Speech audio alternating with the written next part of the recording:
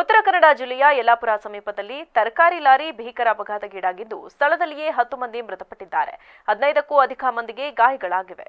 ಹಾವೇರಿಯ ಸವಣೂರಿನಿಂದ ಕುಮಟಾ ಕಡೆಗೆ ವ್ಯಾಪಾರಕ್ಕೆಂದು ತರಕಾರಿ ಹಾಗೂ ಹಣ್ಣುಗಳನ್ನು ತುಂಬಿಸಿಕೊಂಡು ಬರುತ್ತಿದ್ದ ಲಾರಿ ಇದಾಗಿತ್ತು. ಉತ್ತರ ಕನ್ನಡ ಜಿಲ್ಲೆಯ ಯಲ್ಲಾಪುರದ ಗುಳ್ಳಾಪುರ ರಾಷ್ಟ್ರೀಯ ಹೆದ್ದಾರಿಯಲ್ಲಿ ನಸುಕಿನ ಜಾವ ಪಲ್ಟಿಯಾಗಿದೆ. ಪಲ್ಟಿ ರಭಸಕ್ಕೆ ಲಾರಿಯಡಿ ಸಿಕ್ಕಿ 10 ಮಂದಿ ಜನ ಮೃತಪಟ್ಟಿದ್ದಾರೆ.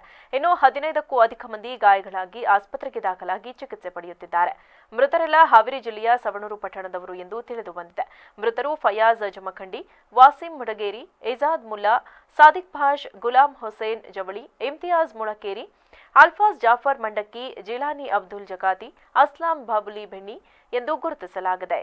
ತೀವ್ರ ಗಾಯಾಳುಗಳನ್ನು ಯಲ್ಲಾಪುರ ಸರ್ಕಾರಿ ಸಾರ್ವಜನಿಕ ಆಸ್ಪತ್ರೆಯಲ್ಲಿ ಪ್ರಾಥಮಿಕ ಚಿಕಿತ್ಸೆ ನೀಡಿ ಹೆಚ್ಚಿನ ಚಿಕಿತ್ಸೆಗಾಗಿ ಹುಬ್ಬಳ್ಳಿ ಕಿಮ್ಸ್ ಆಸ್ಪತ್ರೆಗೆ ಕಳುಹಿಸಲಾಗಿದ್ದು ಪ್ರಾಣಾಪಾಯವಿಲ್ಲವೆಂದು ತಿಳಿದು ಬಂದಿರುತ್ತದೆ.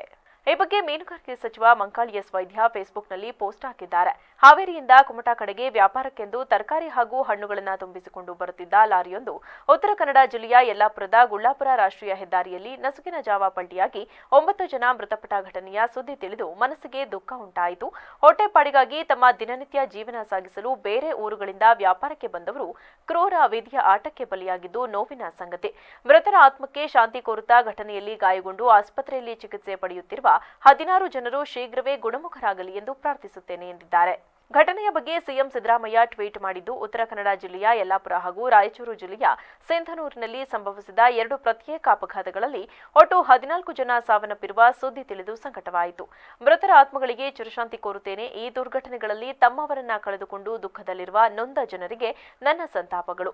ಮೃತರ ಕುಟುಂಬಗಳಿಗೆ ಸರ್ಕಾರದಿಂದ ಸೂಕ್ತ ಪರಿಹಾರ ನೀಡಲಾಗುವುದು ಎಂದು ಹೇಳಿದ್ದಾರೆ.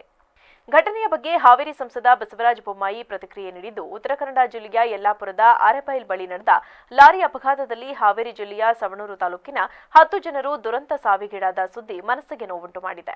ಈ ಘಟನೆಯಲ್ಲಿ ಇನ್ನೂ ಕೆಲವರು ಗಾಯಗೊಂಡು ಆಸ್ಪತ್ರೆಯಲ್ಲಿ ಚಿಕಿತ್ಸೆ ಪಡೆಯುತ್ತಿದ್ದು, ರಾಜ್ಯ ಸರ್ಕಾರವು ಮೃತರ ಕುಟುಂಬಗಳಿಗೆ ಸೂಕ್ತ ಪರಿಹಾರ ನೀಡಬೇಕು ಹಾಗೂ ಗಾಯಗೊಂಡವರ ಚಿಕಿತ್ಸಾ ವೆಚ್ಚವನ್ನು ಸರ್ಕಾರವೇ ಭರಿಸಬೇಕು ಎಂದು ಆಗ್ರಹಿಸುತ್ತೇನೆ.